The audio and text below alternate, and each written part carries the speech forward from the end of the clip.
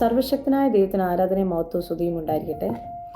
പ്രിയപ്പെട്ടവരെ, മാറി വാനസ് ഡേയുടെ ഭാഗമായി ദുബായ് MCMFന്റെ നേതൃത്വത്തിൽ നടത്തുന്ന മാറി വാനസ് എ ഫെയ്ത്ത് ദാറ്റ് ഇൻസ്പയർസ് എന്ന ടോക്ക് സീരീസിന്റെ ഭാഗമായി മാറി വാനസ് പിതാവിന്റെ ആത്മീയത എന്ന വിഷയത്തെ പറ്റിയാണ് ഞാൻ ഇന്ന് നിങ്ങളോട് പങ്കുവയ്ക്കാൻ ആഗ്രഹിക്കുന്നത്.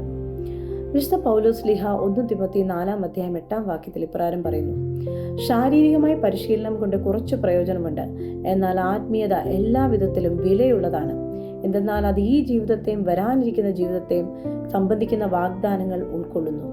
തുടർന്ന് 10 നാം ഇപ്രകാരം പറയുന്നു: ഈ ലക്ഷ്യത്തെ മുൻനിർത്തിയാണ് നാം അധ്വാനിക്കുന്നതും പോരാടുന്നതും. മാറി വാനസ് പിതാവിന്റെ ജീവിതത്തെ ഈ വചനങ്ങളോട് ചേർത്ത് നമുക്ക് വായിക്കാൻ സാധിക്കും. ഒരാത്മീയനായി മാറുക എന്നതായിരുന്നു അദ്ദേഹത്തിന്റെ ദൈവിക നിയോഗവും ലക്ഷ്യവും. ഇതിനായി ദൈവത്തെ സമ്പാദിക്കുക എന്ന വലിയ പാഠം പിതാവ് നമ്മെ പഠിപ്പിക്കുന്നു. ഇനി എന്താണ് ഈ ആത്മീയത? അത് ദൈവ സമ്പാദനം തന്നെയല്ലേ? ദൈവത്തിന്റെ ഹിതം അനുവർത്തിക്കുക, ദൈവബന്ധത്തിൽ വളരുക എന്നൊക്കെ. മാറി വാനസ് പിതാവിന്റെ ജീവിതം നാം നോക്കുകയാണെങ്കിൽ അദ്ദേഹത്തിലൂടെ ഒരു വലിയ ദൈവിക പദ്ധതി നിറവേറ്റപ്പെടുകയായിരുന്നു. അദ്ദേഹത്തിന്റെ ജീവചരിത്രം വായിക്കുമ്പോൾ നമുക്കത് കാണാൻ സാധിക്കും. യാക്കോബ സഭയിലാണ് ജനിച്ചതെങ്കിലും കത്തോലിക്ക വിശ്വാസം ചെറുപ്പം മുതലേ അദ്ദേഹത്തെ സ്വാധീനിച്ചിരുന്നു. പഴയ കൂറ്റുകാരുടെ ജീവിതം വിശുദ്ധ കുർബാനയിൽ കേന്ദ്രീകൃതമാണെന്നും അതാണ് അവരുടെ ആത്മീയ വളർച്ചയുടെയും ശക്തിയുടെയും സ്രോതസ് എന്ന് അദ്ദേഹത്തിന് മനസ്സിലായി. സ്വന്തം സമുദായത്തിലെ നിരന്തര കലഹങ്ങളും ഭിന്നതകളും അധികാരമോഹങ്ങളും അദ്ദേഹത്തെ ഏറെ വിഷമിപ്പിച്ചിരുന്നു. സഭൈക്യം അദ്ദേഹത്തിന്റെ ഒരു ജീവിത ലക്ഷ്യമായി തന്നെ മാറി. ഈ ആഗ്രഹം ദൈവം അദ്ദേഹത്തിന്റെ ജീവിതത്തിലൂടെ പൂർത്തീകരിക്കുന്നതായിട്ട് നമുക്ക് കാണാൻ സാധിക്കും. പടിപടിയായി അദ്ദേഹത്തെ ഒരു ആത്മീയ മനുഷ്യനായി ദൈവം വളർത്തിയെടുത്തു. ആത്മാവുള്ളിടത്തെ ഐക്യമുണ്ടാവുകയുള്ളൂ. സമുദായത്തിലെ അംഗങ്ങൾ തമ്മിലുള്ള കലഹിക്കുമ്പോൾ അത് ദൈവത്തിന്റെ ആലയത്തെയും ദൈവജനത്തെയും തന്നെ ബാധിക്കുന്നതായിട്ട് അദ്ദേഹം കണ്ടു. ഇത് ശരിയായ ഒരു ആത്മീയ വളർച്ച, വിശുദ്ധീകരണം, ദൈവഭക്തി എന്നിവയ്ക്ക് തടസ്സമാണെന്ന് പിതാവിന് ബോധ്യപ്പെട്ടു. സമുദായത്തിന്റെ ആത്മീയ ഉന്നതയ്ക്ക് ഒരു പേഴ്സണൽ സ്പിരിച്വൽ റിന്യൂവൽ തന്നെ വേണമെന്ന് അദ്ദേഹത്തിന് ബോധ്യപ്പെട്ടു. ഇത് വിദ്യാഭ്യാസത്തിലൂടെ മാറ്റാൻ സാധിക്കുമെന്ന് അദ്ദേഹത്തിന് തോന്നി. സാങ്ക്ടിഫിക്കേഷൻ ഓഫ് ദ ക്ലർജി, പുരോഹിതന്മാരുടെ വിശുദ്ധീകരണം, അത് സഭയ്ക്ക് അനിവാര്യമാണെന്ന് പിതാവിന് ബോധ്യപ്പെട്ടു. മലാക്കി 2:7 പറയുന്നത് പോലെ പുരോഹിതൻ അതിരത്തിൽ ജ്ഞാനം സൂക്ഷിക്കണം, ജനം പ്രബോധനം തേടി അവനെ സമീപിക്കണം.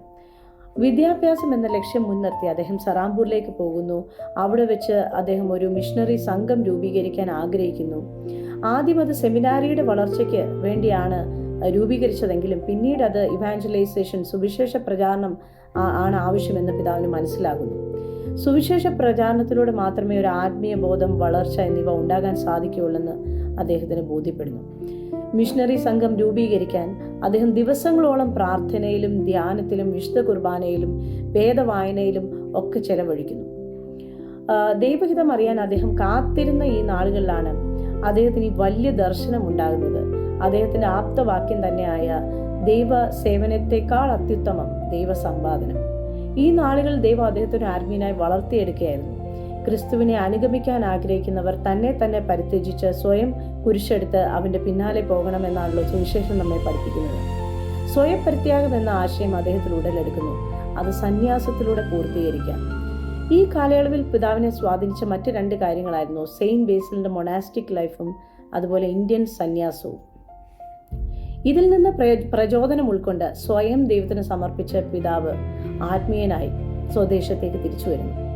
ആശ്രമ ജീവിതം ആരംഭിക്കുന്നു. ബദനിയുടെ തുടക്കം അവിടെ നിന്നാണ്. പ്രിയപ്പെട്ടവരെ, പിതാവ് സ്വന്തം ജീവിതം ദൈവത്തിന് സമർപ്പിച്ച് നേടിയ ആത്മീയ നൽവരങ്ങളാണ് ഇന്ന് ഈ സഭയിൽ നിൽക്കുന്ന നാം ഓരോരുത്തരും അനുഭവിക്കുന്നത്. അതിനാൽ പിതാവിന്റെ പാത അനുഗമിച്ച് ദൈവാത്മാവിൽ നിറഞ്ഞ ആത്മീയരായി വളരാൻ നമുക്കും ബാധ്യതയുണ്ട്.